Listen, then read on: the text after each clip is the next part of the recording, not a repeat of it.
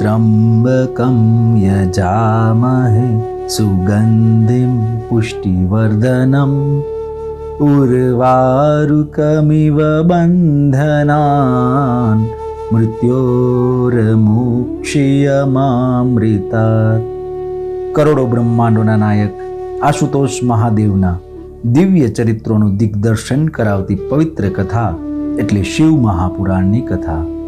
સમસ્ત બ્રહ્માંડોમાં એકમાત્ર વ્યાપ્ત શિવ તત્વનું સૂક્ષ્માતિ સૂક્ષ્મ નિરૂપણ કરતું મહર્ષિ વેદવ્યાસ રચિત મહાપુરાણ એટલે શિવ મહાપુરાણ પૂજ્યપાદ સદગુરુ સ્વામી શ્રી નિર્દોષાનંદ સરસ્વતીજી મહારાજના કૃપાપાત્ર સદશિષ્ય સ્વામી શ્રી ભોળાનંદ સરસ્વતીજી મહારાજના સુરત મુકામે સંવંત 2080ના ચાતુર્માસ દરમિયાન તેઓ શ્રીના શ્રી મુખેથી પ્રવાહિત થયેલી શ્રી શિવ મહાપુરાણ કથા સત્સંગ સરિતા પૂજ્ય શ્રીની અત્યંત સરળ ભાવભક્તિપૂર્ણ સુસ્પષ્ટ અને સર્વગ્રાહ્ય સુમધુર વાણી દ્વારા વહેતી આ કથા સરિતા હૃદયમાં પ્રસ્ફુટિત કરે છે અદ્ભુત શિવચરણાનુરાગ। શિવોપાસનાનું રહસ્ય પ્રત્યેક કથાની માર્મિક સમજૂતી સાથે અનેક ઐતિહાસિક પ્રસંગોનું સુંદર નિરૂપણ શ્રોતાજનોને મંત્રમુગ્ધ કરે છે। જીવનું શિવ સાથે અનુસંધાન કરાવતી અંતરમાં અનેરો શિવ ભક્તિ ભાવ જગાડતી અને શિવ તત્વ જ્ઞાન વડે મુક્તિનો માર્ગ બતાવતી આ કથાનું રસપાન કરીએ। ચાલો આ શિવ મહાપુરાણની કથા સત્સંગ સરિતામાં સ્નાન કરી ધન્યતા અનુભવીએ। પ્રતિદિન સત્સંગ પ્રવચનનું જીવંત પ્રસારણ નિહાળો ગુરુ સાનિધ્ય યુટ્યુબ ચેનલ પર। ઓમ નમો નારાયણાય। प्रत्येक जीव प्राणी मात्र शांति अने मुक्ति ने इच्छे छे। प्रत्येक जीवनी अंदर मूलतः स्वाभाविक रीते शांतिनी अने मुक्तिनी मांग छे। बधाय शांतिनी शोधे छे। शांति बधाने गमे छे, मुक्ति बधाने गमे छे। जे नी मांग दरेक जीवोने छे ए शांति अने ए मुक्ति खरेखर जीवनी अंदर छे। शांति अने मुक्ति जीवनी अंदर बैठेला शिवनी सन्मुख थवाथी प्राप्त थाय छे। शिव शांति स्वरूप छे, शिव मुक्तिदाता छे। शिवनी सन्मुख थता ज जीवने शांति अने मुक्ति सहजमां मळवा मांडे छे। एना माटे एने कोई प्रयास करवो पड़तो नथी। भौतिक नाशवान चीजनी प्राप्ति करवी होय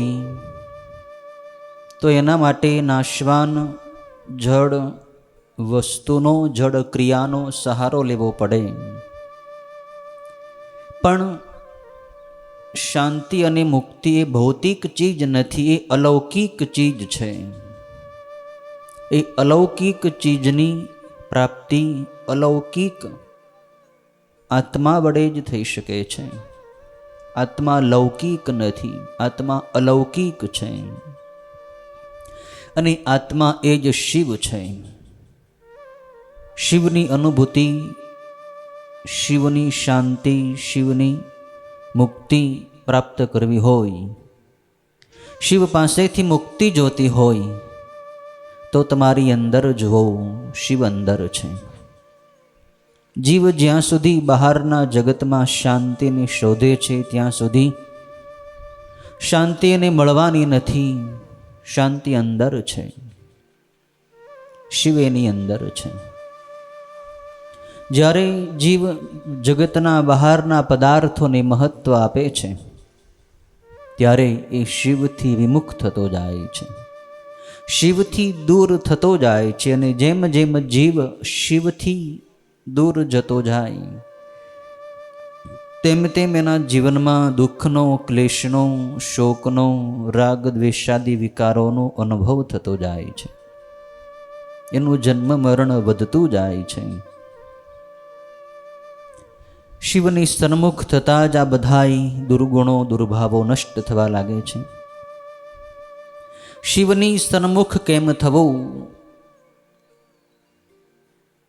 આપણી અંદર બેઠેલા શિવ તત્વના દર્શન કેમ કરવા? એનું અતિ સૂક્ષ્મ જ્ઞાન શિવ મહાપુરાણની અંદર મહર્ષિ વેદવ્યાસજીએ અનેક દ્રષ્ટાંતો, પ્રસંગો અને કથાઓ દ્વારા કરાવ્યું છે. કથા અતિ અદ્ભુત છે. વેદોનું, ઉપનિષદોનું જ જ્ઞાન સરળ કરીને મહર્ષિ વેદવ્યાસજીએ પુરાણોની રચના કરી છે. પુરાણોમાં જગતના જીવોને સરળતાથી ઊંચું જ્ઞાન આપવાનો પ્રયત્ન મહર્ષિ વેદવ્યાસજીનો રહ્યો છે. મહર્ષિ વેદવ્યાસજીના ઉત્તમ શિષ્ય સૂતજી આ કથા શિવ મહાપુરાણની કથા શૌનક વગેરે ઋષિઓને સંભળાવી રહ્યા છે. પ્રયાગ નામના તીર્થક્ષેત્રમાં પવિત્ર આ જ્ઞાન સંવાદ થઈ રહ્યો છે. શિવની ભક્તિમયી, શિવની જ્ઞાનમયી આ દિવ્ય કથા છે, જે સાંભળીને લોકોને શિવની અંદર પ્રેમ વધે છે, શિવના ચરણોમાં અનુરાગ વધે છે. એના હૃદયમાંથી અજ્ઞાનના આવરણો હટવા લાગે છે. ધીરે ધીરે એનું હૃદય ભાવેલું, પ્રેમેલું બને છે. શિવની કથા સાંભળવાથી શિવમાં પ્રીતિ ઉપજે છે. શિવની ઉપાસનામાં, શિવની ભક્તિમાં, શિવના ધ્યાન, જ્ઞાન, પૂજન, જપ વગેરે સાધનોમાં જીવની આસ્થા અને શ્રદ્ધા આ શિવ મહાપુરાણની કથા સાંભળવાથી દ્રઢ થાય છે. સૂતજીએ આ કથા વિદ્યેશ્વર સંહિતા અને રુદ્ર સંહિતાના સતીખંડ સુધીની આ કથા અહીં ચાલુ છે. વિદ્યેશ્વર સંહિતા પૂર્ણ થઈ, રુદ્ર સંહિતાનો સૃષ્ટિ ઉપાખ્યાન ખંડ પણ પૂર્ણ થયો. રુદ્ર સંહિતાનો બીજો ખંડ એટલે સતીખંડ, જેમાં મા ભગવતી, આદ્યશક્તિ, પરાંબા ભવાની શિવાદેવીની અદ્ભુત કથાઓ વર્ણવવામાં આવી છે. દક્ષ પ્રજાપતિના ઘરેમાં સતી ઉત્પન્ન થયા છે, પ્રગટ થયા છે, અનેક લીલાઓ કરે છે અને ભગવાન શિવને પતિ તરીકે પ્રાપ્ત કરી ભગવાન શિવની પાસેથી માં સતી અનેક પ્રશ્નોત્તરી દ્વારા અનેક યોગ શાસ્ત્રોની કથાઓ સાંભળે છે. આગળ સૂતજી આ કથા શૌનક વગેરે ઋષિઓને સંભળાવતા આગળ કથા વધારે છે. આ કથાની સરિતા આગળ વધારતા સૂત અને શૌનક વગેરે ઋષિઓના સંવાદની અંતર્ગત બ્રહ્માજી અને નારદજીનો સંવાદ છે. નારદજી પ્રશ્નો કરે છે, બ્રહ્માજી એનો પ્રત્યુત્તર આપે છે. કથા આપણે ગઈકાલે સાંભળી કે દક્ષ પ્રજાપતિ ભગવાન શિવને સામાન્ય દેવ માનીને શિવનો દ્રોહ કરે છે. કનખલ નામના ક્ષેત્રમાં દક્ષ પ્રજાપતિએ મોટો યજ્ઞ કર્યો. ભગવાન શિવને યજ્ઞમાંથી બહિષ્કૃત કર્યા.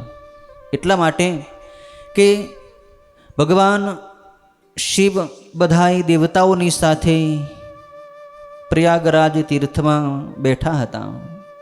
પ્રયાગ તીર્થની અંદર બહુ મોટા મોટા ઋષિઓનો બહુ મોટો યજ્ઞ થઈ રહ્યો હતો અને યજ્ઞમાં દેવતાઓ અને ઋષિઓનો મોટો સમાજ એકત્રિત થયો હતો.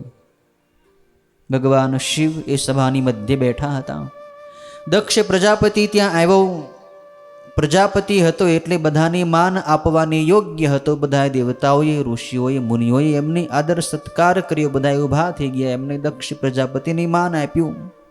પણ શિવ તો દેવોના દેવ છે, શિવને કાંઈ ઊભું થવાની જરૂર નથી. શિવ તો સર્વ માટે વંદનીય છે, શિવને કોઈને વંદન કરવાની જરૂર નથી. એટલે દક્ષ પ્રજાપતિ મનમાં રોષે ભરાય છે કે શિવે મને પ્રણામ કેમ ન કર્યા. એ શિવને પોતાના જમાઈ માને છે. કેમ કે દક્ષ પ્રજાપતિએ પોતાની પુત્રી સતી માતા ભગવાન રુદ્રને અર્પણ કરી હતી. ભગવાન સદાશિવ સાથે એમનો વિવાહ થયો હતો. એટલે દક્ષ સામાન્ય બુદ્ધિથી ભગવાન શિવને જુએ છે. ભગવાન શિવ ઊભા ન થયા એટલે દક્ષ પ્રજાપતિ ક્રોધે ભરાઈને શિવને યજ્ઞમાંથી બહાર કાઢે છે. એટલે કે શિવને યજ્ઞમાં ભાગ આપતો નથી, શાપ આપે છે.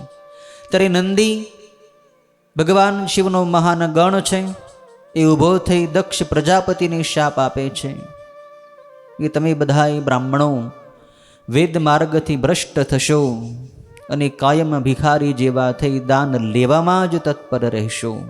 તમારામાં કેટલાક તો બ્રહ્મ રાક્ષસો થશે અને ભગવાન શિવથી તમે અવશ્ય શિક્ષા પામશો. અને હે દક્ષ, શિવથી શિક્ષા પામીને તરત તું કાયમ બોકડા જેવા મોઢાવાળો થઈ જઈશ.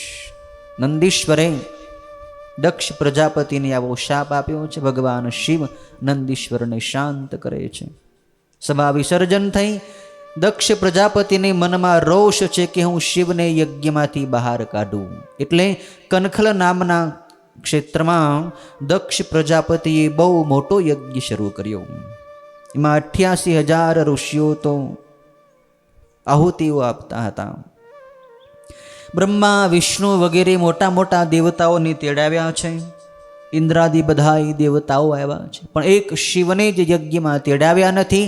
ખુલ્લો નિશ્ચય, ખુલ્લી જાહેરાત કરી હતી દક્ષે કે શિવ આ યજ્ઞની અંદર યોગ્ય નથી. કેમ કે શિવ તો સ્મશાનમાં રહે છે, ભૂતળાઓની સાથે નાચે છે, સ્મશાનની રાખ ચોળે છે, મરદાની ખોપરીઓની માળા પહેરે છે.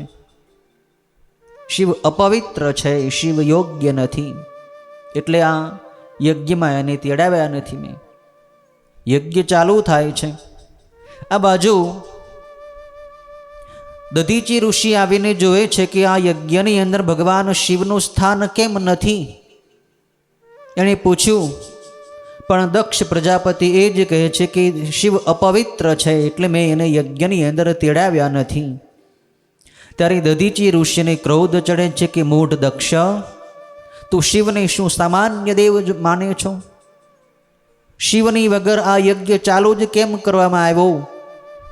તમારે બધાએ ખરેખર ભગવાન શિવને જલ્દી અહીં બોલાવવા જોઈએ. જો શિવ અહીં આવશે તો જ આ યજ્ઞ પરિપૂર્ણ થશે, નહીંતર આ યજ્ઞ અધૂરો રહેશે. દધીચી ઋષિના હિતની વાત કરે છે, પણ દક્ષ મૂઢ હતો. દક્ષ અભિમાની હતો, શિવ તત્વને સમજતો નહોતો, માત્ર કર્મતંત્રને જ પ્રધાનતા આપતો હતો. શિવ તો કર્મો વડે પ્રાપ્ત થતા નથી, શિવ તો જ્ઞાનથી પ્રાપ્ત થવાવાળા છે. દક્ષ પ્રજાપતિ માનતો નથી, એટલે દધીચી ઋષિએ દક્ષને શાપ આપે છે કે હે મૂઢ દક્ષ, શિવ વગરનો આ યજ્ઞ યજ્ઞ જ નથી, અને આ જ યજ્ઞમાં હે દક્ષ તારો અવશ્ય નક્કી વિનાશ થઈ જશે. શાપ આપીને દધીચી એ યજ્ઞ છોડીને ત્યાંથી જતા રહે છે. બીજા પણ શિવના અનન્ય ભક્તો અને શિવને જ અનન્ય ઈષ્ટદેવ માનવાવાળા, પોતાના પ્રભુ માનવાવાળા ઋષિઓ મુનિઓ પણ દક્ષને શાપ આપી ત્યાંથી પોતાના આશ્રમ તરફ જતા રહે છે. દેવતાઓ પણ ગભરાઈ ગયા છે કે આ બધું શું શાપાશાપી થઈ છે, હવે શું થશે?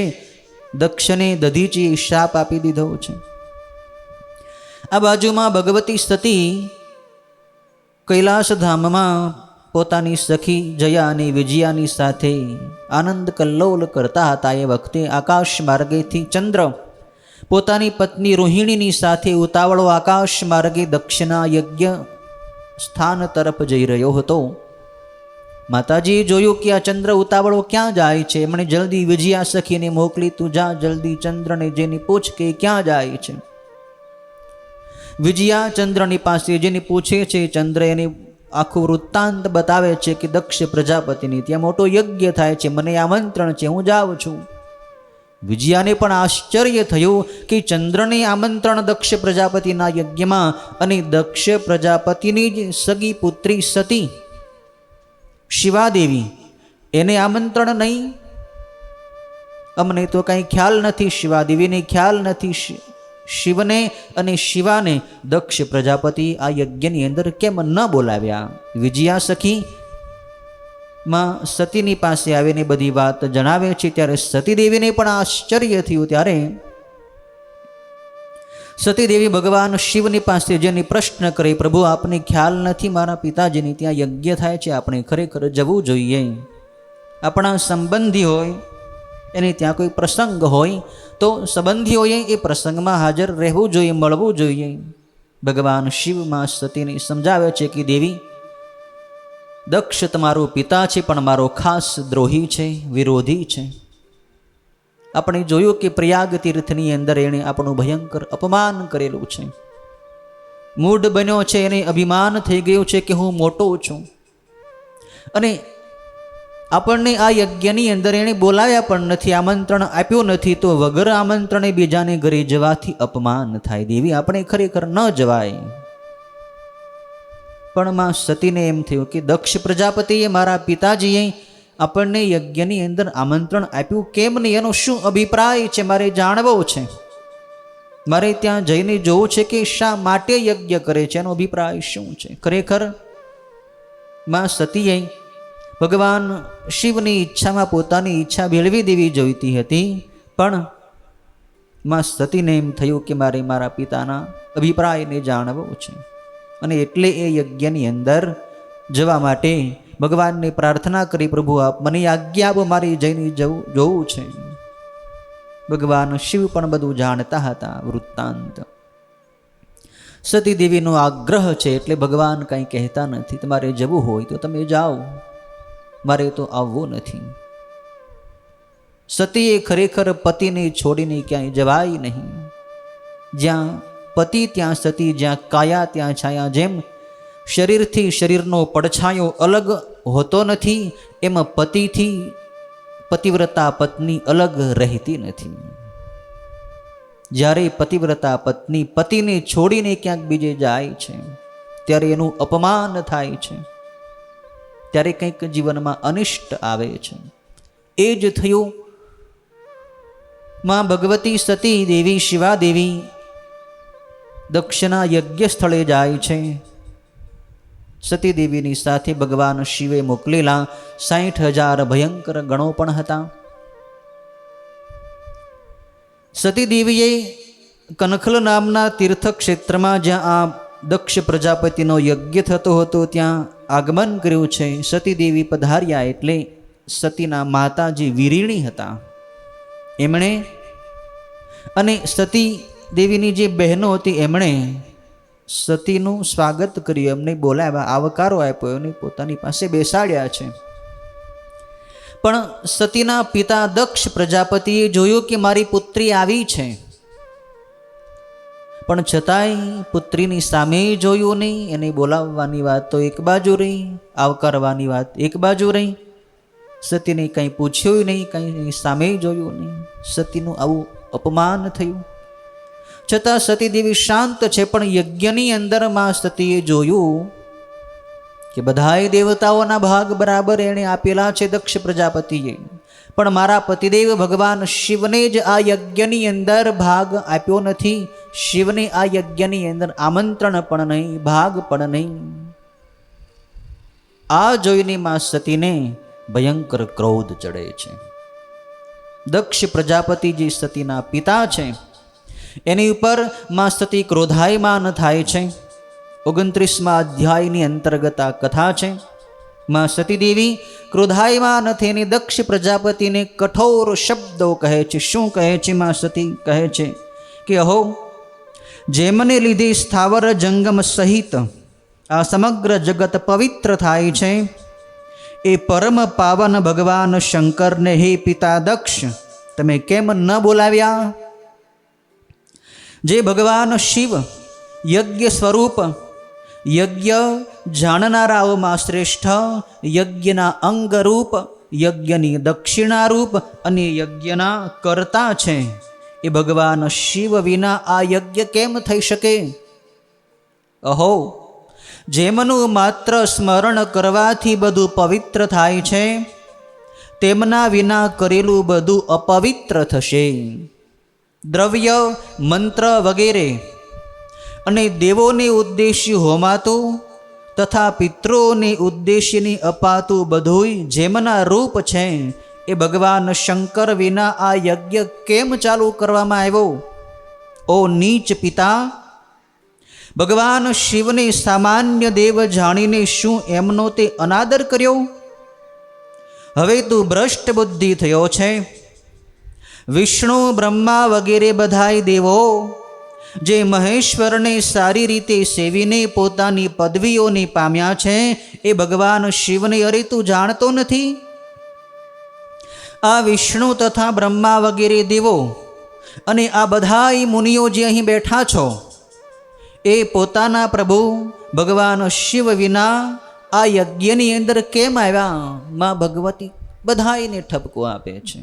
વિષ્ણુને ઠપકો આપે છે, બ્રહ્માને આપે, ઇન્દ્રાદિ દેવતાઓને, ઋષિઓ મુનિઓને પણ એક એકને ઉદ્દેશીને કહે છે કે હે વિષ્ણુ, શ્રુતિઓ જેમને સગુણ તથા નિર્ગુણ પણ કહે છે, એ મહાદેવને સાચા સ્વરૂપે શું તમે નથી જાણતા? હે વિષ્ણુ, પહેલા ઘણીવાર ભગવાન મહેશ્વરે હાથ દઈને શાલ્વ વગેરેની આકૃતિઓ દ્વારા તમને શિક્ષા કરી છે, તો પણ હે દુષ્ટ બુદ્ધિવાળા, તમારા મનમાં જ્ઞાન ન આવ્યું અને પોતાના સ્વામી ભગવાન શિવ વિના દક્ષના આ યજ્ઞની અંદર ભાગની તમે લાલચ કરી. હે બ્રહ્મા, પહેલાં તમે 5 મોઢાવાળા હતા અને ભગવાન સદાશિવની સામે ગર્વિષ્ઠ રહેતા હતા. ત્યારે ભગવાન શંકરે તમને 4 મોઢાવાળા કરી દીધા હતા. એ વાત શું તમે ભૂલી ગયા? હે ઇન્દ્ર, તું મહાદેવના પરાક્રમને શું નથી જાણતો? મહાકઠિન કર્મ કરનારા ભગવાન શંકરે જ તારા વજ્રને ભસ્મીભૂત કર્યું હતું. હે દેવતાઓ, તમે મહાદેવના પરાક્રમને શું નથી જાણતા? હે અત્રિ, હે વશિષ્ઠ, હે મુનિઓ, તમે અહીંયા બધું શું કર્યું છે? પહેલા દારૂવનમાં ભગવાન શંકર જ્યારે ભિક્ષા ભ્રમણ કરતા હતા, ત્યારે તમે મુનિઓએ તે ભિક્ષુક રુદ્રને જે શાપ દીધો હતો અને એ શાપ પામ્યા છતાં રુદ્રે જે કર્યું હતું, એ વાત તમે કેમ ભૂલી ગયા? ભગવાન શિવના લિંગે સ્થાવર જંગમ સહિત આખા જગતને એ વખતે બાળવા માંડ્યું હતું. ખરેખર વિષ્ણુ તથા બ્રહ્મા વગેરે બધાય દેવો અને બીજા સર્વ મુનિઓ તમે બધાય મૂઢ બન્યા છો. કારણ કે ભગવાન શંકર વિના આ યજ્ઞમાં તમે આવ્યા છો.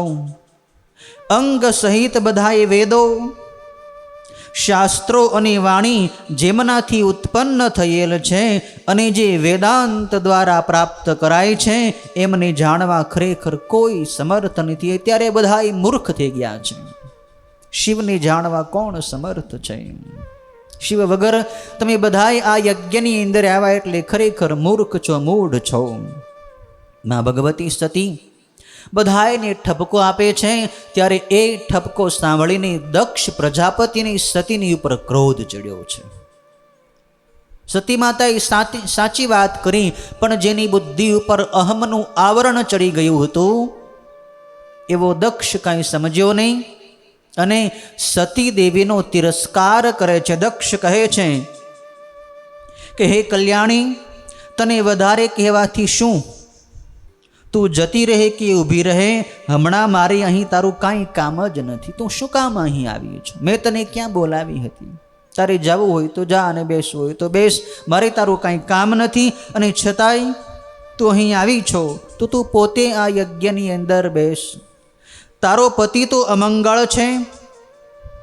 એ શિવને તો કુળહીન, વેદ બાહ્ય તથા ભૂત પ્રેત અને પિશાચોના રાજા તરીકે સમજો લોકો જાણે છે. બધા સારા માણસો છે, શિવને આવો અપવિત્ર માને છે. શું કહે છે દક્ષ કે હે સતી, મેં સમજોએ જાણી જોઈને જ દેવો તથા ઋષિઓની આ સભામાં અતિશય ખરાબ વેશને ધારણ કરનાર રુદ્રને યજ્ઞ માટે બોલાવેલા નથી?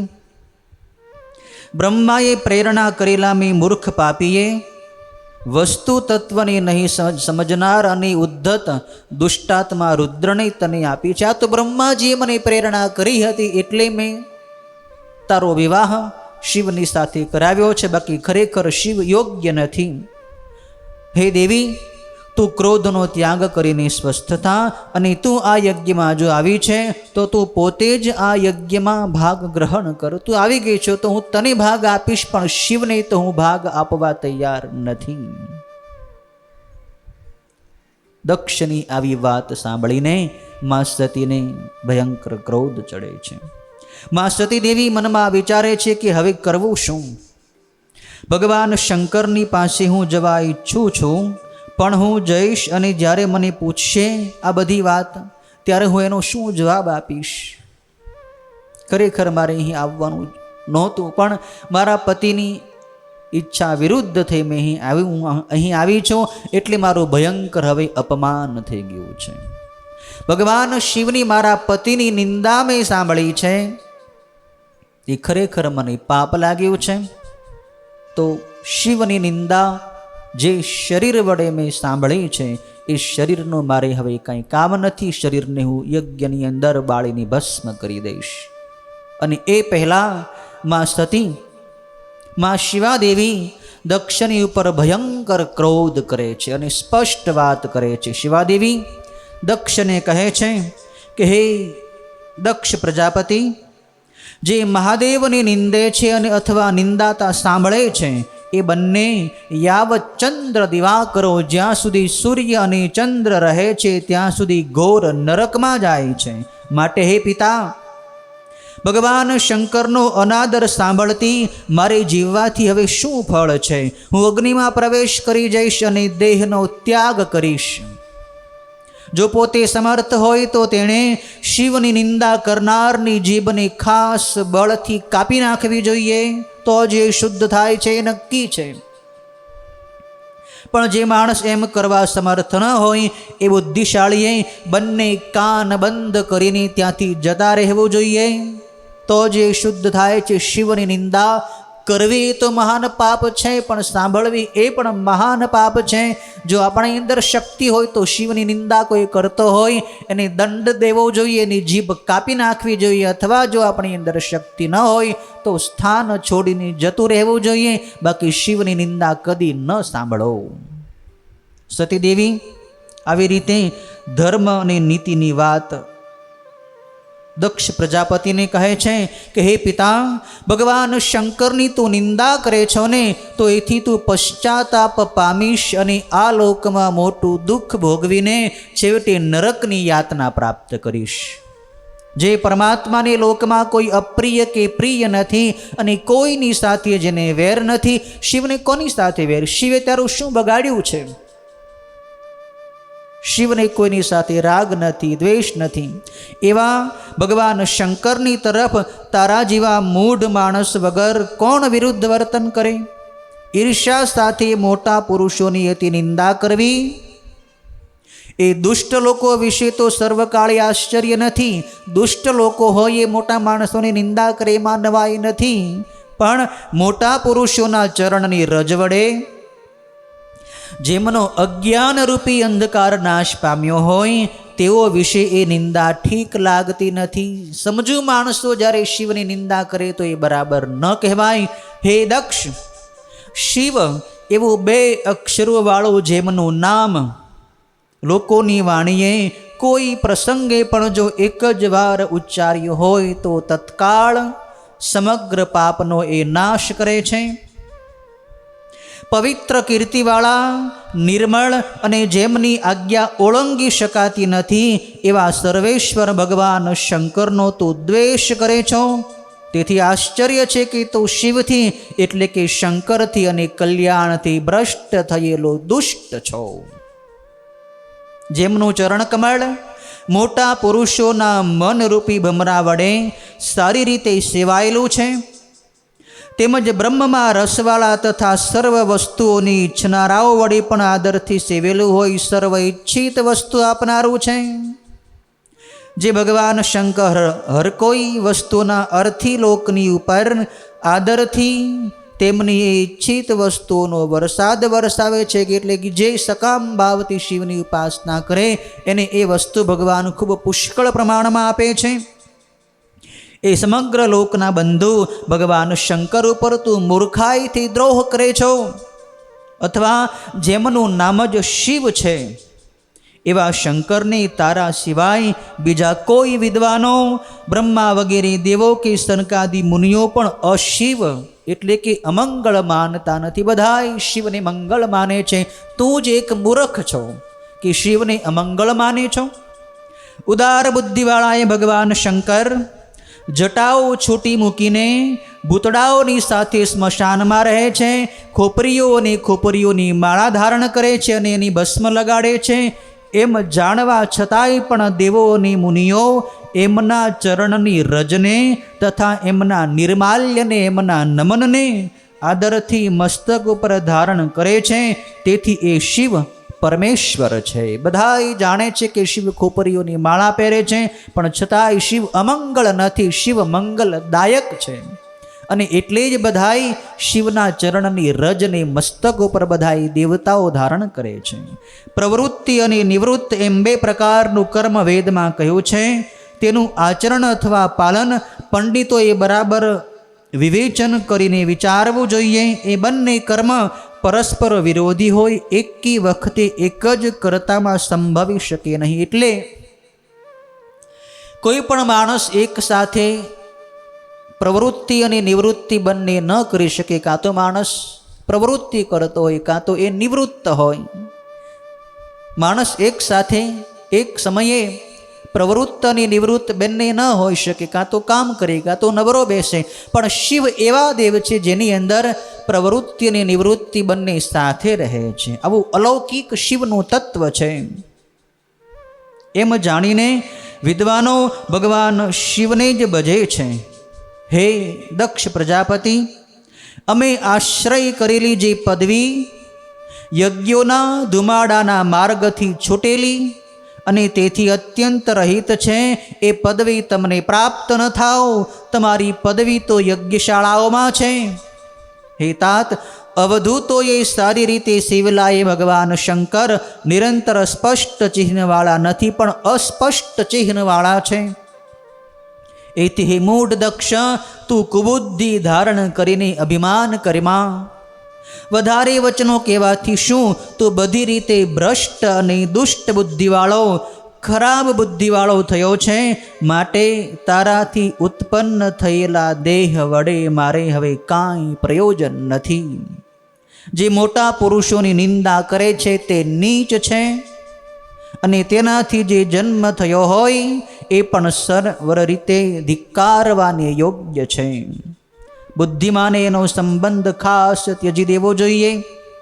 વળી ભગવાન શંકર જ્યારે દક્ષપુત્રી એમ મને ઉદ્દેશીને તારું નામ જ્યારે મારી સાથે ઉચ્ચારશે, ત્યારે હું એકદમ હવે અતિ ઉદાસ મનવાળી થઈ જઈશ. માટે તારા શરીરથી ઉત્પન્ન થયેલો આ દેહ હવે મળદા જેવો સદાય નિંદિત થયો છે. તેથી તેનો હવે હું ત્યાગ કરીને અવશ્ય સુખી થઈશ. હે દેવો અને મુનિઓ, તમે બધાએ મારું વચન હવે સાંભળી લો કે દુષ્ટ ચિત્તવાળા તમારું આ કર્મ સર્વ પ્રકારે અયોગ્ય છે. શિવની નિંદા કરનારા તમે બધાય અત્યંત મૂઢ છો અને કજીઓ પસંદ કરો છો. તેથી તમે ભગવાન શંકરથી અવશ્ય પૂર્ણ શિક્ષા પામશો એ નક્કી છે. ભગવાન શિવ તમને જરૂર શિક્ષા કરશે, કેમ કે તમે કલહને પસંદ કરો છો ને, ભગવાન શિવની નિંદા કરો છો ને, તો નક્કી તમારે ભયંકર દંડ ભોગવવો પડશે. આટલું કહી માં જગદંબા શાંત થયા છે. માં પાર્વતીએ, માં સતીએ પોતાના દેહનો ત્યાગ કરવાનો નિર્ણય લીધો છે. બોલતા બંધ થયેલા એ સતી પોતાના પતિનું સ્મરણ કરી અત્યંત શાંત બુદ્ધિવાળા થઈ ઉત્તર દિશામાં પૃથ્વી ઉપર એકદમ બેસી ગયા. વિધિ પ્રમાણે માં ભગવતીએ જળનું આચમન કર્યું છે અને વસ્ત્રથી પોતાના શરીરને ઢાંકી દીધું છે. પવિત્ર થઈ આંખોને બંધ કરી પતિનું સ્મરણ કરી એમણે યોગ માર્ગમાં પ્રવેશ કર્યો છે. માં ભગવતી હવે પોતાના શરીરને યોગાગ્નિથી બાળીને ભસ્મ કરવા તૈયાર થયા છે. શંકરના પ્રાણપ્રિયા અનિંદ્ય એ સતીએ પ્રાણ તથા અપાન વાયુને સમાન કરી યત્નથી ઉદાન વાયુને નાભિચક્રમાંથી ઉઠાડી બુદ્ધિથી હૃદયની અંદર સ્થાપી દઈ હૃદયમાં રહેલા એને કંઠ દ્વારા બે ભમ્મરની વચ્ચે તે લઈ ગયા છે.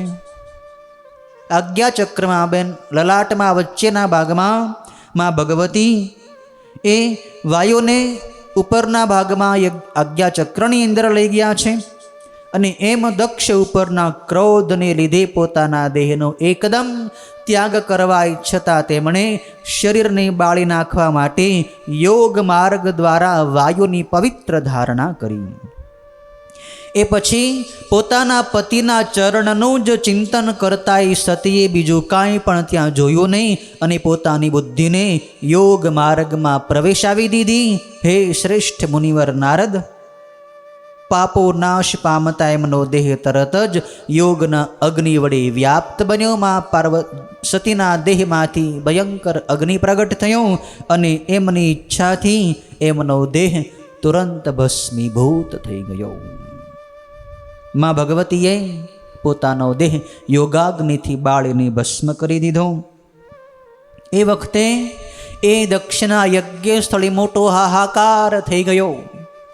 બધાએ જોયું કે માં સતી દક્ષિણા યજ્ઞની અંદર બળીને ભસ્મ થઈ ગયા, છતાં દક્ષ પ્રજાપતિ એને રોક્યાય નહીં, કોઈએ કાંઈ કર્યું નહીં.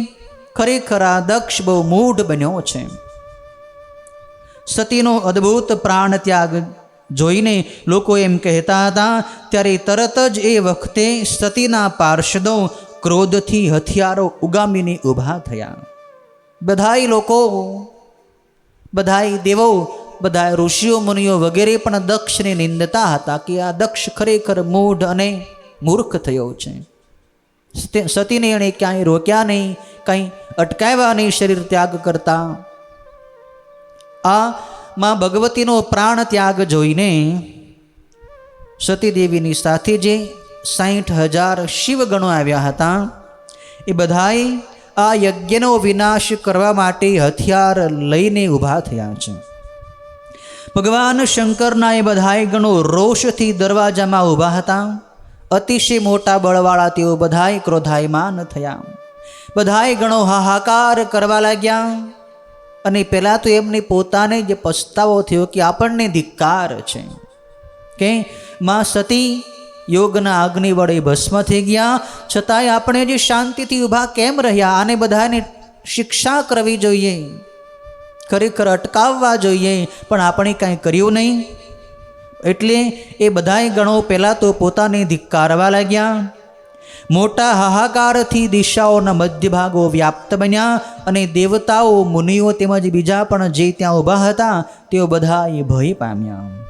એ બધાએ પરસ્પર મંત્રણા કરી અને એમાંના કેટલાક તો શોકથી વ્યાકુળ થઈ પ્રાણનો નાશ કરનારા ઘણા જ તીક્ષ્ણ શસ્ત્રોથી મસ્તક વગેરે પોતાના જ અંગોનો નાશ કરવા લાગ્યા. જે ઘણા ગણો હતા જેને ખૂબ પસ્તાવો થયો, માં ભગવતીના વિયોગનું દુઃખ થયું. એટલે એ 60,000 ગણોમાંથી 20,000 ગણોએ તો પોતે જ પોતાના શસ્ત્રો પોતાના મસ્તક વગેરે ઉપર ચલાવી દીધા અને ત્યાં તેઓ પ્રાણ રહિત થયા.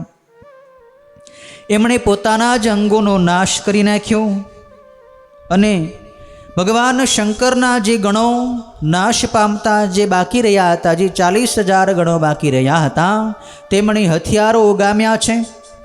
એમ તેઓ જ્યારે ધસવા લાગ્યા ત્યારે એ શિવગણોને, એ રુદ્રગણોને યજ્ઞનો વિનાશ કરવા માટે તૈયાર થયેલા જોઈને ભૃગુ ઋષિએ એ બધાને અટકાવવા માટે દક્ષિણ અગ્નિમાં હોમ કર્યો અને એ દક્ષિણ અગ્નિના હોમમાંથી રિભુ નામના અત્યંત બળવાન મોટા હજારો અસુરો ઉત્પન્ન થયા.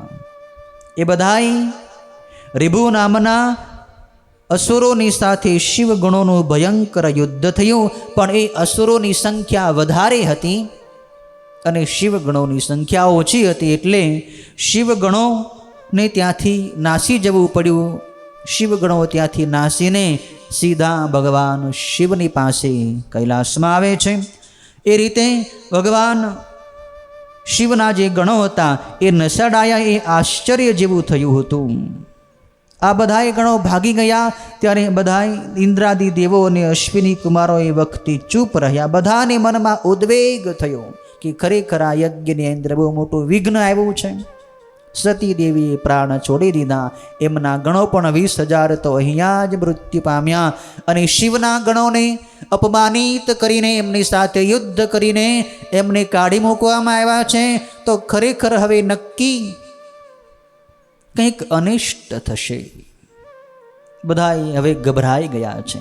અને એ વખતે આકાશવાણી બધાને ઠપકો આપતા સંભળાવે છે. આકાશવાણી થઈ છે. એ વખતે આકાશવાણી કહે છે કે રે દક્ષ, અરે દુરાચારી અને દંભી, આચારમાં પરાયણ હે મહામૂઢ, તે આ અનર્થકારક કર્મ શું કર્યું?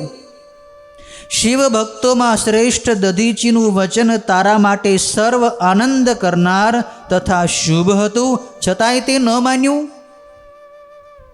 એ બ્રાહ્મણ દધીચી અતિ દુસ્સહ શાપ દઈને તારા યજ્ઞમાંથી નીકળી ગયા, છતાંય એ ઉપરથી પણ તું મૂર્ખ કાંઈ મનમાં સમજ્યો નહીં. અને પછી મંગળ સ્વરૂપ પોતાની પુત્રી સતી પોતાની મેળે વગર આમંત્રણે તારા ઘરે આવી, છતાંય તેનો આદર સત્કાર કેમ ન કર્યો? અરે દુર્બળ જ્ઞાનવાળા, એ માં સતી અને ભગવાન શંકરને તે પૂજ્યા નહીં? આ તે શું કર્યું? હું બ્રહ્માનો પુત્ર છું એમ તું વ્યર્થથી મોહ પામ્યો છે. અરે મૂઢ દક્ષ, એ સતી જ સદાય આરાધવા યોગ્ય હતા, કેમ કે એ સર્વ પુણ્યના ફળને આપનારા, ત્રણેય લોકની માતા, કલ્યાણ સ્વરૂપ અને ભગવાન શંકરના અર્ધા અંગને પામી ચૂક્યા હતા. અરે દક્ષ, મહેશ્વરી એ સતીને જ જો પૂજ્યા હોય ને તો કાયમ પોતાના ભક્તોને એ સૌભાગ્ય આપનાર તથા સર્વ મંગળ દેનાર છે. એવા સતીદેવી જેમના પત્ની તથા સર્વકાળ પ્રિય હતા, એ ભગવાન શંકરને દુષ્ટ વિચારોવાળા તે મૂર્ખાએ ભાગ ન આપ્યો. ભગવાન શંકર જ પરમેશ્વર, સર્વના સ્વામી, પરથી પર, વિષ્ણુ તથા બ્રહ્મા વગેરેને બરાબર સેવવા યોગ્ય તથા સર્વનું કલ્યાણ કરનાર છે.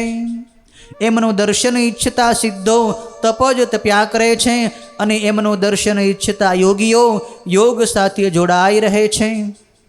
ભગવાન શંકરનું દર્શન જ અનંત ધન ધાન્યોનું તથા યજ્ઞ વગેરેનું મહાન ફળ કહેવાય છે. શિવ જ જગતનું ધારણ પોષણ કરનાર, સર્વ વિદ્યાઓના સ્વામી, આદિ વિદ્યાઓના ઉત્તમ સ્વામી તથા સર્વ મંગલોના પણ મંગલ પ્રભુ છે. અરે દુષ્ટ દક્ષ, એ ભગવાન શંકરની શક્તિનો તે આજે સત્કાર ન કર્યો, એ કારણથી જ આ યજ્ઞનો નક્કી વિનાશ થશે. પૂજા યોગ્ય પુરુષોનું પૂજન ન કરવાથી અમંગળ જ થાય છે. કારણ કે એ શિવાદેવી બધે સ્થળે શું પૂજાતા નથી? એથી જ તે અત્યંત પૂજ્ય છે. જેમના ચરણની રજને શેષનાગ પોતાના હજારો મસ્તકો ઉપર કાયમ પ્રેમથી ધારણ કરે છે, એ ભગવાન શંકરની શક્તિ એ શિવા સતી જ છે. જેમના ચરણ કમળનું નિરંતર આદર સાથે ધ્યાન તથા પૂજન કરી વિષ્ણુ વિષ્ણુપણું પામ્યા છે, બ્રહ્મા બ્રહ્માપણું પામ્યા છે અને ઇન્દ્રાદિ દેવો પોતપોતાનું ઉત્તમ પદ પામ્યા છે. એ શિવ જગતના પિતા છે અને એ સતી જગતના માતા હતા. છતાંય હે મૂર્ખ દક્ષ, તેમનો તે સત્કાર ન કર્યો તો તારું કલ્યાણ કેમ થશે? તારામાં દુર્ભાગીપણું સારી રીતે પેસી ગયું છે, આપત્તિઓ તારામાં પેસી ગઈ છે, કેમ કે તે સતી તથા શંકરની ભક્તિથી સેવ્યા નથી. આકાશવાણી ખૂબ ઠપકો આપે છે દક્ષને. કલ્યાણ સ્વરૂપ શંકરની પૂજા વિના જ હું કલ્યાણ મેળવું એવો તને દુર્વહ ગર્વ છે, પણ એ ગર્વ આજે નાશ પામશે. સર્વના ઈશ્વર ભગવાન શંકરથી વિમુખ થઈ આ બધાય દેવતાઓમાં એવો કયો દેવ છે કે જે તને સહાય કરશે? હું તો સર્વ રીતે એવાને દેખતી નથી. આ બધાય દેવતાઓ જે અહીં બેઠા છે ને, એમાં એવો કયો દેવ છે કે જે તને સહાય કરશે અને શિવના દંડથી તને બચાવશે? જો દેવતાઓ હમણાં તને સહાય કરશે ને, તો તેઓ બધાય અગ્નિ વડે જેમ પતંગિયું બળી જાય એમ તેઓ બધાય નાશ પામશે. અને જેટલા જેટલા તારા સહાયકો અહીંયા છે ને, તેઓ બધાય આજે જલ્દી બળી જાઓ. હે દક્ષ, આજે તારું મોઢું સળગી જાઓ, આ યજ્ઞનો વિનાશ થાઓ. તારા અમંગલ માટે સર્વ દેવતાઓને સોગંદ છે કે જે આ દુષ્ટાત્માને આજે સહાય કરશે, એટલે કે દુષ્ટ દક્ષને સહાય ન કરવા માટે આ બધાય દેવતાઓ હું તમને સોગંદ આપું છું કે તમે કોઈ આ દક્ષનો જો સહાય કરશો તો તમારો પણ વિનાશ થઈ જશે. હે દેવો, તમે આ યજ્ઞ મંડપમાંથી જલ્દી પોતાના સ્થાન તરફ નીકળી જાઓ, નહીં તો આજે તમારો હર કોઈ પ્રકારે વિનાશ થઈ જશે. બીજા બધાય મુનિઓ તથા સર્પો, તમે બધાય પણ આ યજ્ઞમાંથી જલ્દી નીકળી જાઓ, નહીં તો આજે તમારો હર કોઈ પ્રકારે નાશ થશે. હે વિષ્ણુ, તમે પણ આ યજ્ઞ મંડપમાંથી જલ્દી નીકળી જાઓ, નહીં તો આજે તમારો પણ સર્વ પ્રકારે નાશ થશે. અને હે બ્રહ્માજી, તમે પણ આ યજ્ઞ મંડપમાંથી જલ્દી નીકળી જાઓ, નહીં તો આજે તમારો સર્વ રીતે વિનાશ થઈ જશે. બધાને એક એકને ચેતવે છે આકાશવાણી. જો તમારે બચવું હોય ને, તો આ યજ્ઞ સ્થાન છોડીને અહીંથી જતા રહ્યો, નહીતર ભગવાનના ગણો હમણાં જ આવશે. કેમ કે શિવનો અનાદર તમે બધાએ કર્યો છે, માટે તમારે ભયંકર શિક્ષા પામવી પડશે. આકાશવાણી આમ કહીને બોલતી બંધ થાય છે. ત્યાર પછી 32મા અધ્યાયમાં નારદજી બ્રહ્માજીને પ્રશ્ન કરે છે કે ભગવાન શિવના જે ગણો યજ્ઞના સ્થાનેથી નસાડી મૂકવામાં આવ્યા, ભગાડી મૂકવામાં આવ્યા, એ બધાય ક્યાં ગયા હતા અને શું કર્યું હતું એ વૃત્તાંત સાંભળવાની મને ઈચ્છા છે. ત્યારે એ બધાય ગણો જ્યારે ત્યાંથી નસાડી મૂકવામાં આવ્યા, ત્યારે બ્રહ્માજી કહે છે કે બધાય ગણો ભગવાન રુદ્રની પાસે કૈલાસમાં આવે છે અને શિવને બધો વૃત્તાંત કહે છે કે હે પ્રભુ, અમે ત્યાં ગયા હતા, પણ માં સતીદેવીએ આપનું સ્થાન, આપનો યજ્ઞ ભાગ ન જોઈને અપમાનિત થવાથી પોતાનો દેહ ત્યાં યોગાગ્નિ વડે બાળીને ભસ્મ કર્યો છે. અમે બધાય ગણોએ એ દક્ષના યજ્ઞનો વિનાશ કરવા માટે યુદ્ધ કરવાની તૈયારી કરી, પણ ભૃગુ ઋષિએ દક્ષિણ અગ્નિમાં હોમ કરીને રિભુ નામના રાક્ષસોને ઉત્પન્ન કર્યા અને અમને બધાયને ભગાડી મૂક્યા છે. એમ હે મહાદેવ, આપના સંબંધી આપનો સસરો જે દક્ષ પ્રજાપતિ છે ને, એણે આપનું આવું ભયંકર અપમાન કર્યું છે. સતીદેવી તો બળીને ભસ્મ થઈ ગયા છે અને અમારું બધાયનું પણ ભયંકર અપમાનથી અમને ત્યાંથી કાઢી મૂકવામાં આવ્યા છે. આ વાત સાંભળી એટલે ભગવાન શિવને પછી અત્યંત ક્રોધ ચડ્યો છે. ભગવાન શિવે જલ્દી નારદજીનું સ્મરણ કર્યું છે. ખરેખર ઘટના શું બની છે જાણવા માટે ભગવાન શિવે નારદજીને બોલાવ્યા છે કે તમે આવો અને મને વાત કરો કે ખરેખર એ બધા લોકો ત્યાં શું કરે છે અને શું ઘટના બની. ત્યારે નારદજીએ અથથી ઇતિ સુધી, આદિથી અંત સુધી બધી ઘટના ભગવાન શિવને બતાવી.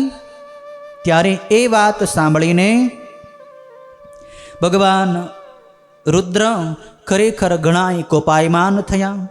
લોકનો સંહાર કરનાર ભગવાન રુદ્રે એ વખતે એક જટા ઉખાડીને રોષથી પર્વત ઉપર પછાડી.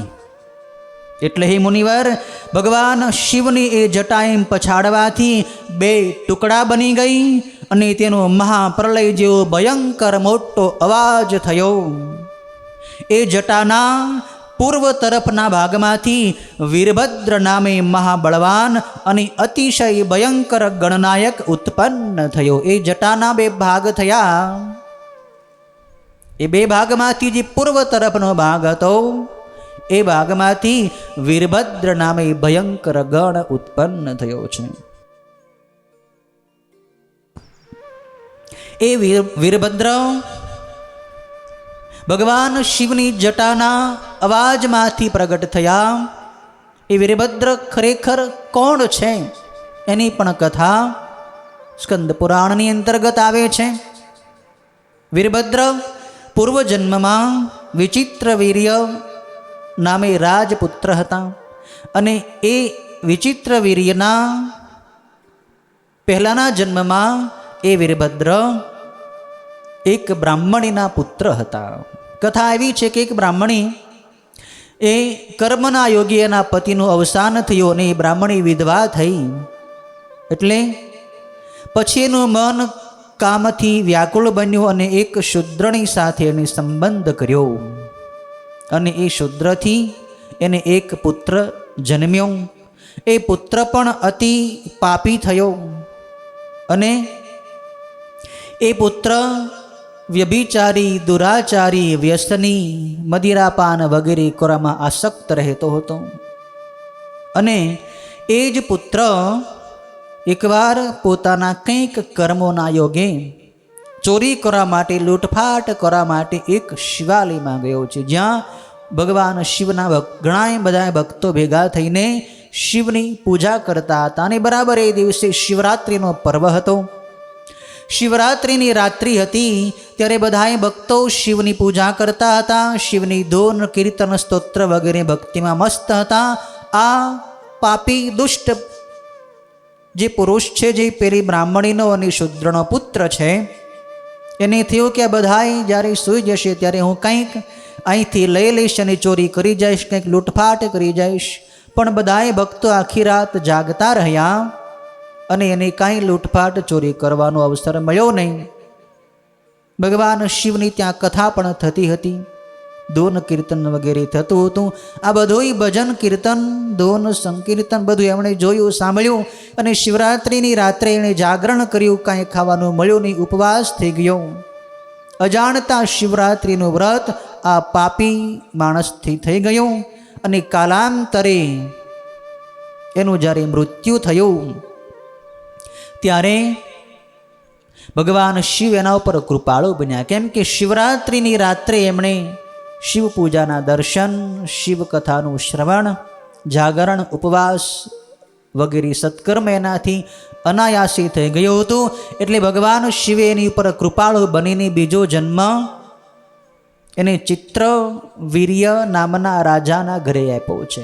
એના ચિત્રવીર્ય રાજાનો દીકરો બન્યો, એનું નામ વિચિત્રવીર્ય પડ્યું. અને એને પોતાના પૂર્વ જન્મનું સ્મરણ થયું કે અજાણતા શિવરાત્રિનું વ્રત મારાથી થઈ ગયું, એટલે મને આવો શ્રેષ્ઠ જન્મ મળ્યો છે, તો મારે હવે શિવનું અખંડ ભજન કરવું છે. જન્મથી લઈને જ નાનેથી જ શિવની ભક્તિ કરતો હતો. ભસ્મ લગાવતો, રુદ્રાક્ષની માળા પહેરતો, ઓમ નમઃ શિવાયનો મંત્ર જપતો, નિત્ય શિવ પૂજન કર્યો, નિત્યનું શિવનું પૂજન કરતો હતો. અને શિવની કથા સાંભળતો, શિવની કથા કહેતો, પોતાના મિત્રો, પોતાના સખાઓની સાથે પણ શિવની જ વાત કરતો હતો. મોટો થયો ત્યારે એની પાસે હાથમાં રાજ્ય આવ્યું, ત્યારે પણ એને પોતાના રાજ્યની અંદર શિવ ધર્મનો પ્રચાર કર્યો. શિવની ઉપાસના અને શિવરાત્રિનું વ્રત એ અખંડ રૂપે કરતો હતો.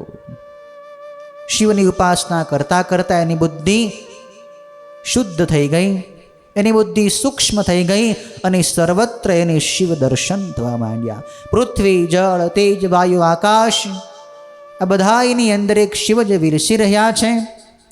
એની દ્રષ્ટિમાંથી જડતા નષ્ટ થઈ ગઈ, એને સર્વત્ર ચૈતન્યનો વિલાસ દેખાવા માંડ્યો. એને આત્મજ્ઞાન, બ્રહ્મ જ્ઞાન, શિવ જ્ઞાન પ્રાપ્ત થઈ ગયું. એનો દેહ ભાવ ટળી ગયો. જન્મ જન્માંતરોનું અજ્ઞાન એના હૃદયમાંથી દૂર થઈ ગયું. એની અંદર જ્ઞાનનો પ્રકાશ થઈ ગયો. અને એ જ વિચિત્ર વીર્ય જ્યારે આયુષ્ય પૂર્ણ થતાં મૃત્યુ પામ્યો, ત્યારે એ જ વિચિત્ર વીર્ય અહીંયા જ્યારે ભગવાને પોતાની જટાની પછાડી છે, ત્યારે વીરભદ્ર રૂપે પ્રગટ થયા છે. ક્યાં એ પાપી પુરુષ ને ભગવાન શિવ કેટલા કૃપાળુ છે તો જુઓ. શિવરાત્રિનું અજાણતા વ્રત થઈ જવાથી એ ભગવાન શિવની કૃપા પામી ગયો અને એ શિવનો મહાન ગણ વીરભદ્ર રૂપે પ્રગટ થયો છે. વીરભદ્ર કેવડો હતો એનું વર્ણન અહીં બ્રહ્માજી નારદજીને કરે છે કે પ્રલય કાળના અગ્નિ જેવો એ વીરભદ્ર, અતિશય પ્રકાશમાન, અતિશય ઊંચો, અને 1000 એને હાથ હતા અને પૃથ્વીની ચોપાસથી ઘેરી લઈ તેથી અધિક 10 આંગળ પ્રદેશમાં તે ઊભો રહ્યો. આખી પૃથ્વી કરતાં પણ એ મોટો હતો. વળી એ વખતે ભગવાન મહારુદ્રના કોપના ફૂંફાડામાંથી 100 પ્રકારના તાવ પણ ઉત્પન્ન થયા, 13 પ્રકારના સનિપાત પણ ઉત્પન્ન થયા. અને પેલી જટાના જે પશ્ચિમ તરફના ભાગમાંથી કરોડો ભૂતડાથી વીંટાયેલી મહાભયંકર મહાકાળી દેવી ઉત્પન્ન થઈ. પૂર્વ ભાગમાંથી વીરભદ્ર અને પશ્ચિમ ભાગમાંથી મહાકાળી ઉત્પન્ન થઈ. બધાય તાવ પણ સાક્ષાત મૂર્તિધારી, ક્રૂર અને લોકને ભય કરનારા હોય, ચારે બાજુ બાળી નાખતા હોય એમ પોતાના તેજથી અતિશય પ્રકાશવા લાગ્યા. આ રીતે બધાય તાવ ઉત્પન્ન થયા, મહાકાળી ઉત્પન્ન થઈ. પછી વીરભદ્રે ભગવાન શિવને પૂછ્યું છે કે હે મહાભયંકર પ્રભુ મહારુદ્ર, હે ચંદ્ર, સૂર્ય અને અગ્નિ રૂપે નેત્રવાળા મહાદેવ, મારે હવે કયું કાર્ય કરવાનું છે? જલ્દી મને આજ્ઞા કરો. હે ઈશાન, માત્ર અડધી જ ક્ષણમાં શું સમુદ્રોને સૂકવી નાખવા છે? અથવા હે ઈશાન, માત્ર અડધી જ ક્ષણમાં શું પર્વતોને પીસી નાખવા છે? હે ભગવાન શંકર, એક જ ક્ષણમાં આખા બ્રહ્માંડને શું હું ભસ્મીભૂત કરી નાખું? કે એક જ ક્ષણમાં દેવોને અથવા મુનીશ્વરોને પણ ભસ્મ કરી દઉં? હે ભગવાન શિવ, સર્વ લોકને શું ઉલટ સુલટ કરી નાખવા છે અથવા ગુંગળાવી નાખવા છે? અથવા હે ઈશાન, સર્વ પ્રાણીઓની સંપૂર્ણ શું હિંસા કરી નાખવી છે? હે મહેશ્વર, આપની કૃપાથી હર કોઈ સ્થળે મારે કાંઈ અશક્ય નથી. પરાક્રમમાં મારા જેવો ક્યાંય થયો નથી અને થશે પણ નહીં. હે પ્રભુ, જ્યાં જે કાર્યની ઉદ્દેશીને આપ મને મોકલશો ત્યાં તરત જ આપની કૃપાથી હું એ કાર્યની અવશ્ય સાધીશ. હે હર, હે મહાદેવ, આપ શંકરની આજ્ઞાથી હલકા લોકો પણ સંસાર રૂપી સમુદ્રને તરી જાય છે, તો એ જ આપની આજ્ઞાથી હું મોટી આપત્તિ રૂપી સમુદ્રને તરી જવા શું સમર્થ નહીં થાવ? હે ભગવાન શિવ, આપે મોકલેલું એક તણખલું પણ વિના પ્રયત્ને ક્ષણવારમાં મોટું કાર્ય કરવાની સમર્થ બને છે. હે શંભો, આપનું કાર્ય જો કે લીલા માત્રથી જ સિદ્ધ થાય છે, તો પણ આપે મને ખરેખર મોકલવો જ જોઈએ. હે શંભો, મારી આવા પ્રકારની જે શક્તિ છે એ પણ આપની જ કૃપાથી છે. ખરેખર આપની આજ્ઞા વિના કોઈ પણ તણખલા વગેરેને પણ ચલાવવા સમર્થ નથી, એ સત્ય છે. હે મહેશ્વર, દેવો વગેરે બધાયને જેમ આપ જ નિયમમાં રાખો છો, એ જ પ્રમાણે સર્વ પ્રાણીઓના નિયંતા આપ વડે હું પણ નિયમમાં રાખવા યોગ્ય છું. હે મહેશ્વર, હે મહાદેવ, હું આપને પ્રણામ કરું છું અને વારંવાર નમું છું. પોતાનું ઈચ્છિત કાર્ય સિદ્ધ કરવા માટે આપ જલ્દી મને મોકલો. હમણાં મારા જમણા અંગો વારંવાર ફરકી રહ્યા છે, એટલે કે મને શુભ શુકન થઈ રહ્યા છે. મારા જમણા અંગો ફરકે છે એટલે નક્કી મને વિજય પ્રાપ્ત થશે. વળી એવો કોઈ હર્ષ અને ઉત્સાહ પણ મારા મનમાં થઈ રહ્યો છે. મારું મન આપના ચરણ કમળમાં સારી રીતે આસક્ત બન્યું છે. તેથી પગલે પગલે કલ્યાણોના સમૂહોની પરંપરા મને પ્રાપ્ત થશે. આવી રીતે વીરભદ્ર ભગવાનને પૂછે છે કે પ્રભુ મારે હવે શું કાર્ય કરવાનું છે. ત્યારે મહેશ્વર કહે છે કે હે વીરભદ્ર, તું સાંભળ. બ્રહ્માનો નીચ પુત્ર દક્ષ યજ્ઞ કરવા તૈયાર થયો છે અને એ મારો ખાસ વિરોધી છે. અને હમણાં તો એ અજ્ઞાની ઘણો જ ગર્વિષ્ઠ બન્યો છે. હે ગણેશ્વર વીરભદ્ર, યજ્ઞના પરિવાર સહિત તેના યજ્ઞને ભસ્મીભૂત કરી નાખી તું જલ્દી મારા સ્થાને પાછો આવ. તારું કામ મુખ્ય એ છે કે યજ્ઞને નષ્ટ કરવો. એ બધાને તું ભસ્મ કરી દે અને પછી તું મારી પાસે પાછો આવ. દેવો, ગંધર્વો, યક્ષો કે બીજા જે કોઈ ત્યાં હોય ને તેઓને પણ આજે જ તું એકદમ જલ્દી ભસ્મ કરી નાખ. હે વીરભદ્ર, વળી ત્યાં વિષ્ણુ, બ્રહ્મા, ઇન્દ્ર કે યમરાજ પણ કેમ ન હોય, તેઓ બધાને આજે તું પ્રયત્નથી પાડી દેજે. દેવતાઓ, ગંધર્વો, યક્ષો કે બીજા જે કોઈ ત્યાં હોય તેઓ બધાને પણ આજે જ તું જલ્દી ભસ્મ કરી નાખ. દધીચી ઋષિએ કરેલા મારા વિશેના સોગંદને ઓળંગીને જેઓ ત્યાં ઊભા રહ્યા હોય તેઓને પ્રયત્નથી તારે અવશ્ય બાળી નાખવા. ભ્રમણાને લીધે જો વિષ્ણુ વગેરે યુદ્ધ કરવા તારી સામે ધસી આવે ને તો અનેક જાતના આકર્ષણ મંત્રોથી તેમને આકર્ષી લઈ જલ્દી બધાને તો બાળી નાખજે. જેઓ મારા સોગંદ ઓળંગીને ગર્વિત થઈને ત્યાં ઊભા હોય તેઓ અવશ્ય મારો દ્રોહ કરનારા છે. માટે તેઓને અગ્નિના ભડકાઓથી તું સળગાવી જ દેજે. દક્ષના યજ્ઞ સ્થળે રહેલાઓને તેમની પત્નીઓ સહિત અને સાર વસ્તુઓની સાથે ભસ્મીભૂત કરી તું જલ્દી પાછો આવ. હે વીરભદ્ર, તું ત્યાં જઈશ ને ત્યારે વિશ્વદેવો વગેરે આદર સાથે તારી સ્તુતિ પણ કરશે. તો પણ એ તરફ ત્યારે ધ્યાન આપવાનું નથી. તેઓને પણ અગ્નિની જ્વાળાઓથી તું જલ્દી સળગાવી દેજે. જેઓએ મારો દ્રોહ કર્યો છે એ દેવોને પણ જ્વાળાઓની પરંપરાઓથી વ્યાપ્ત અગ્નિ વડે તું જલ્દી સળગાવી દેજે. તેમાં આ વેદોના અધ્યાયોનું રક્ષણ કરનાર છે એવો વિચાર પણ તું કરીશ નહીં.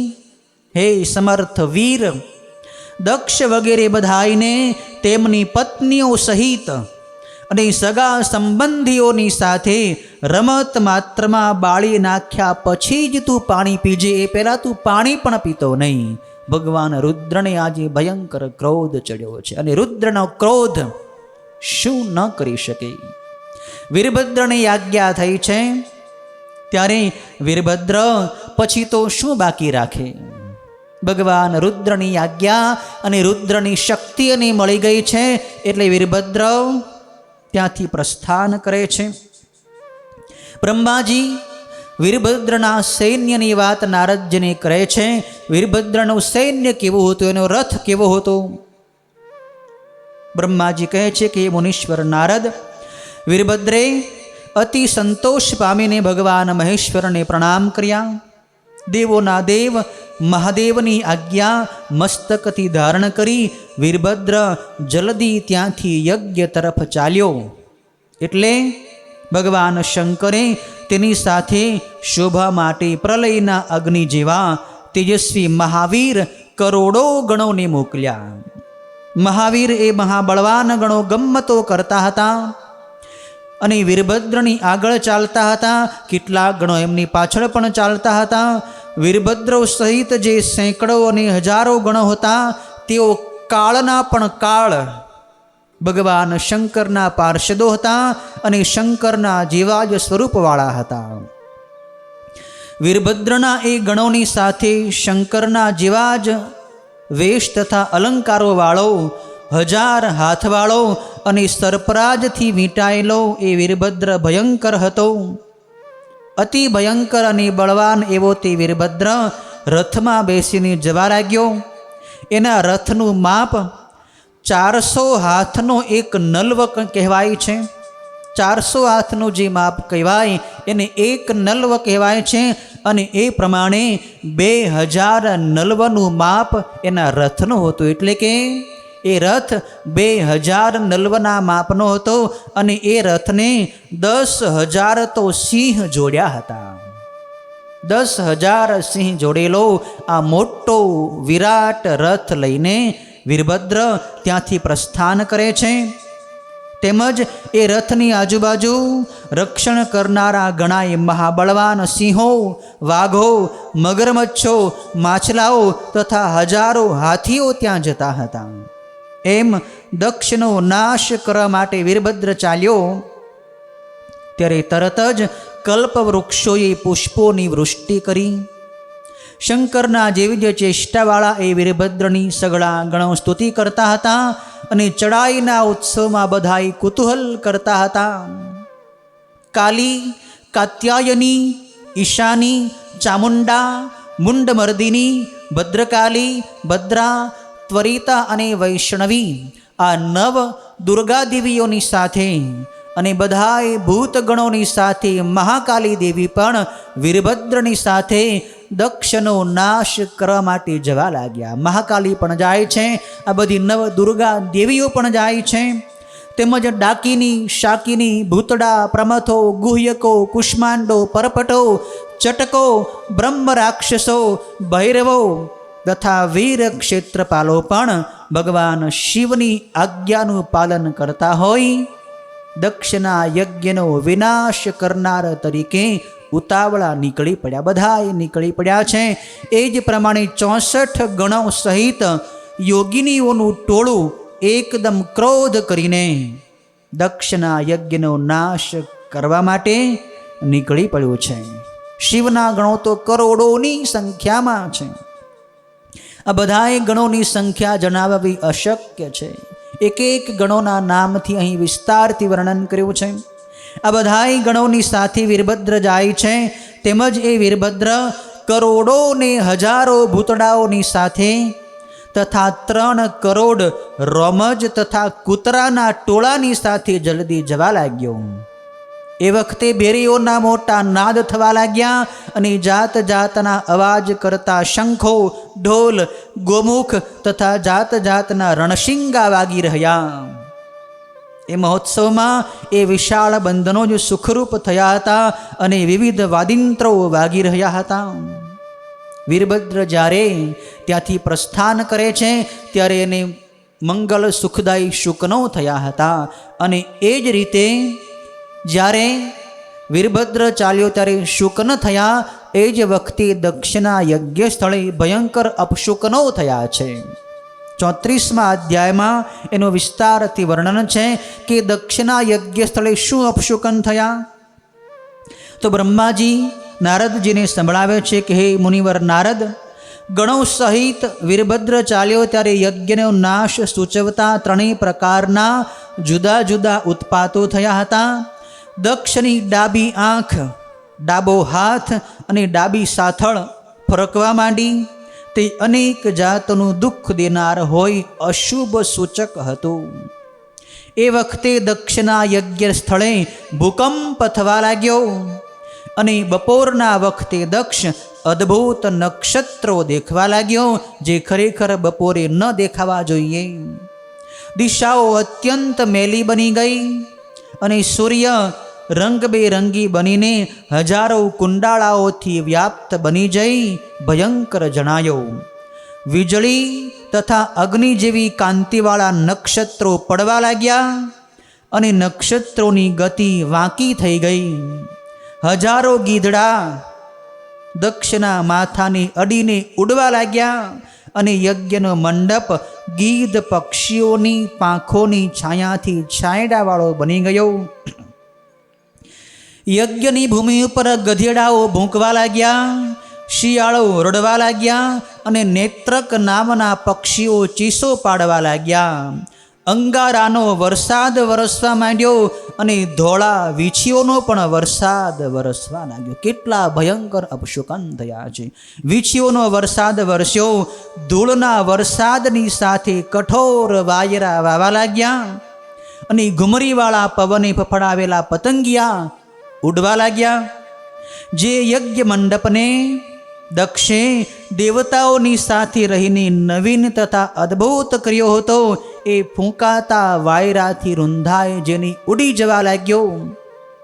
દક્ષ વગેરે બધાય એ વખતે લોહી ઓકવા લાગ્યા અને હાડકાની સાથે માંસના ટુકડાઓની વારંવાર ઉલટી કરવા લાગ્યા.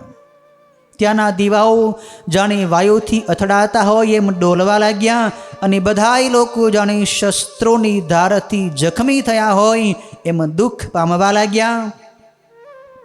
એ વખતે બધાયની આંખમાંથી ધ્રુસકે ધ્રુસકે આંસુ વરસવા લાગ્યા. બળબળતા ચિહ્નો અને ભડકા દસેય દિશાઓમાં દેખાવા લાગ્યા. જેમ નદીના કાંઠે ઉગેલા ઝાડ નદીના વેગથી ઉખડી જઈ જમીન ઉપર તૂટી પડે, તેમ તેઓ હાય મરી ગયા એમ બોલતા બેભાન થઈને જમીન ઉપર પછડાઈ પડ્યા. માર્યા ગયેલા ક્રૂર સર્પોની પેઠે તેઓ પૃથ્વી ઉપર પડી રહ્યા અને દડાની જેમ વારંવાર ઉછળવા લાગ્યા. તેઓ સંતાપથી અત્યંત તપી જઈ ટીટોડા પક્ષીની પેઠે રડવા લાગ્યા અને તેમના રડવાના અવાજોના પડઘાથી જાણે તેઓ અતિશય બોલબોલ કરી પ્રત્યુત્તર આપી રહ્યા હોય એમ લાગતું હતું. પછી વિષ્ણુ સહિત એ બધાય દેવો એ વખતે શક્તિહીન બની ગયા અને કાચબાઓની જેમ ગળા સુધી લોહીના કીચડમાં ખૂતી જઈ એકબીજા પાસે લોટવા લાગ્યા. અને એ વખતે ભયંકર આકાશવાણી થઈ કે હે દક્ષ, તારા જન્મને ધિક્કાર હો. પાપી બુદ્ધિવાળો તું અતિશય આજે મૂઢ બન્યો છે, તો હવે કોઈથી ન રોકાય એવું મોટું દુઃખ ભગવાન શંકરથી ઉત્પન્ન થઈ તને પ્રાપ્ત થશે. જે મૂઢ દેવો વગેરે તારા સહાયક તરીકે અહીં રહ્યા છે તેઓને પણ મોટું દુઃખ થશે એ નક્કી છે. આકાશવાણી ફરીથી બધાયને ચેતવ્યા છે કે હવે નક્કી તમારો વિનાશ થવાનો છે.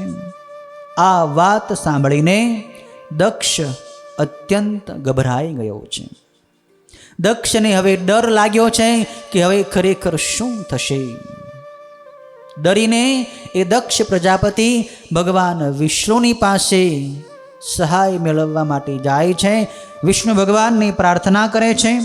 35મા અધ્યાયમાં દક્ષ ભગવાન વિષ્ણુને ચરણમાં વંદન કરીને કહે છે કે હે દેવોના દેવ, હે લક્ષ્મીપતિ વિષ્ણુ, આપે યજ્ઞ સાથે હવે મારી રક્ષા કરવી જોઈએ.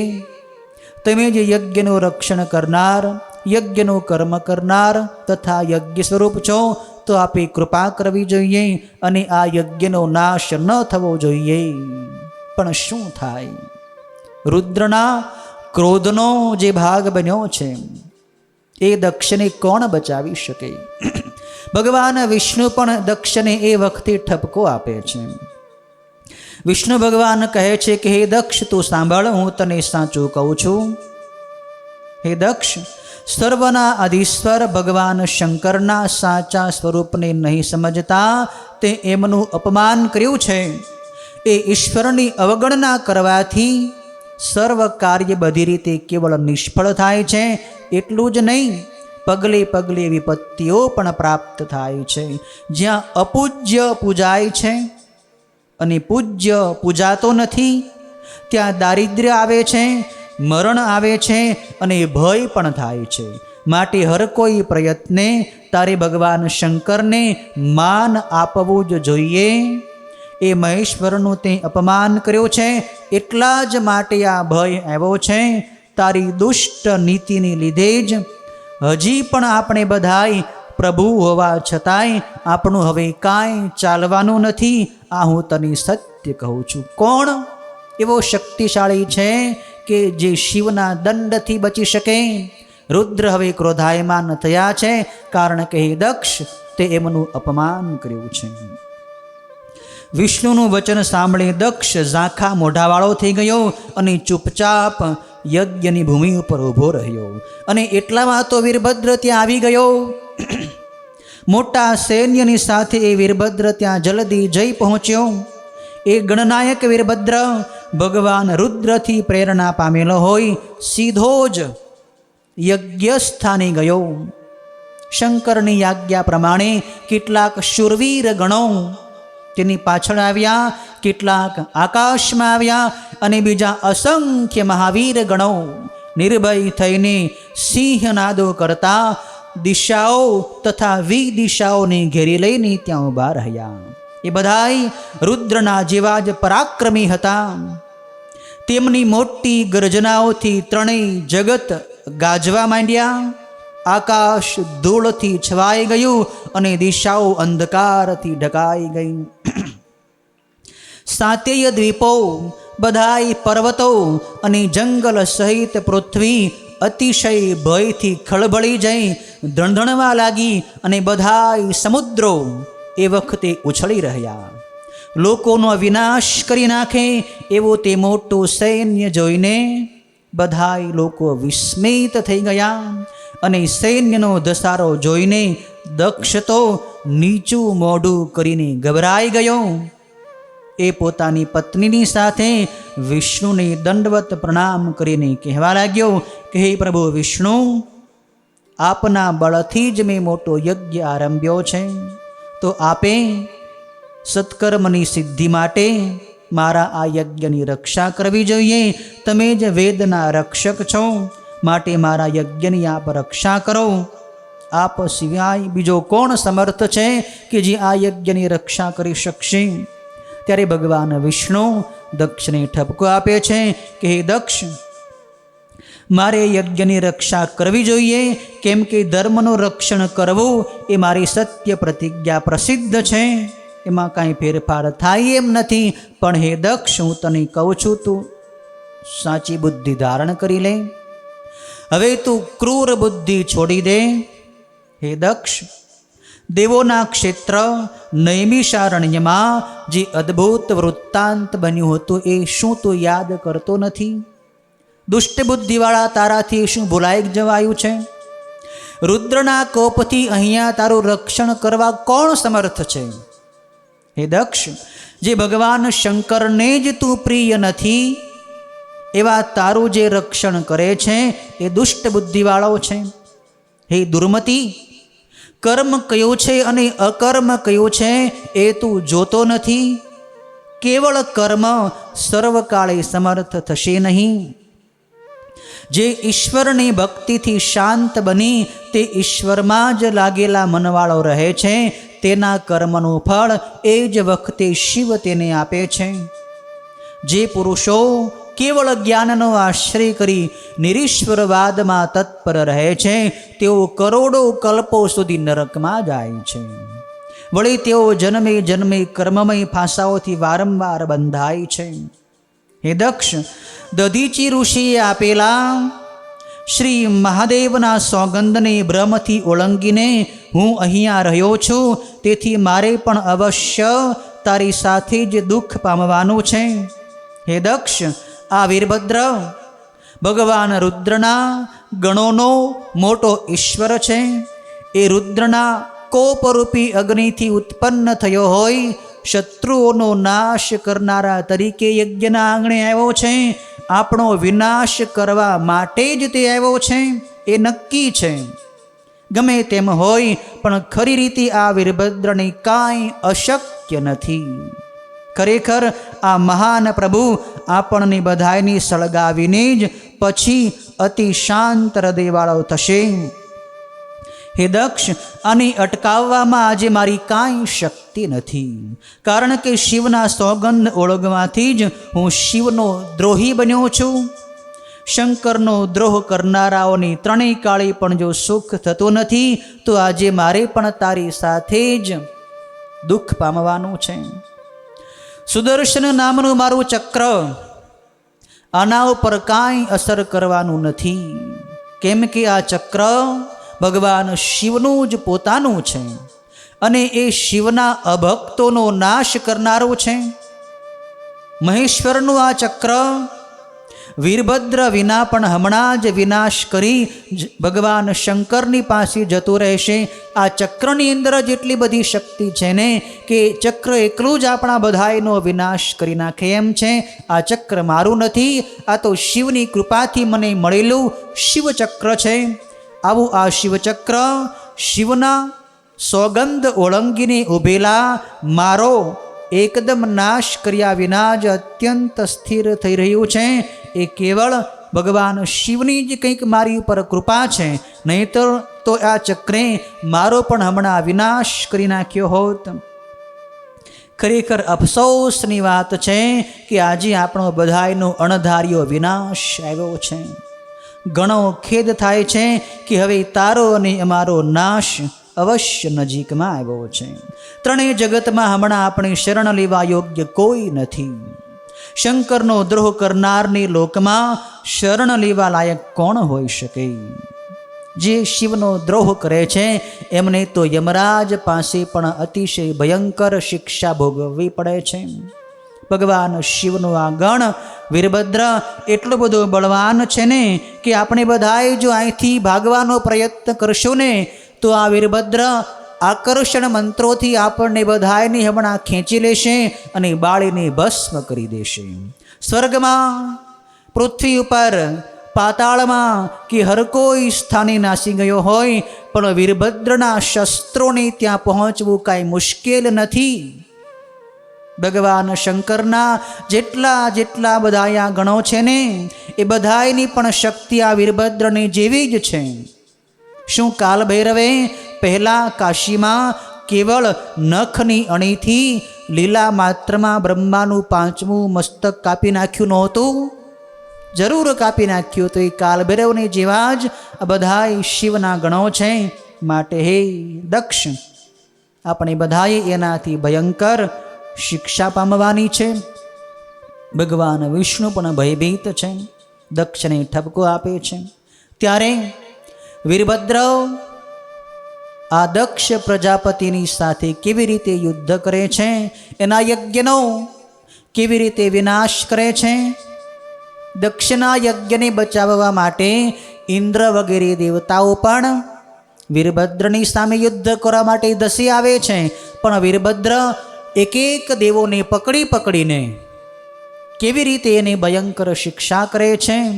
આ વીરભદ્રની અને દેવતાઓની લડાઈની આગળની કથા બ્રહ્માજી નારદજીને અને સ્તુતજી શૌનક વગેરે ઋષિઓને આવતીકાલે સંભળાવશે.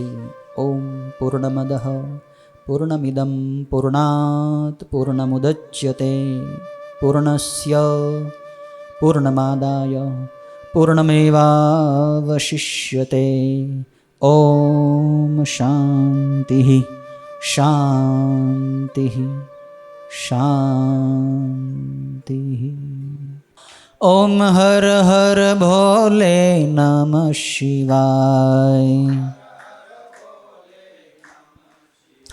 ઓમ હર હર ભોલે નમઃ શિવાય.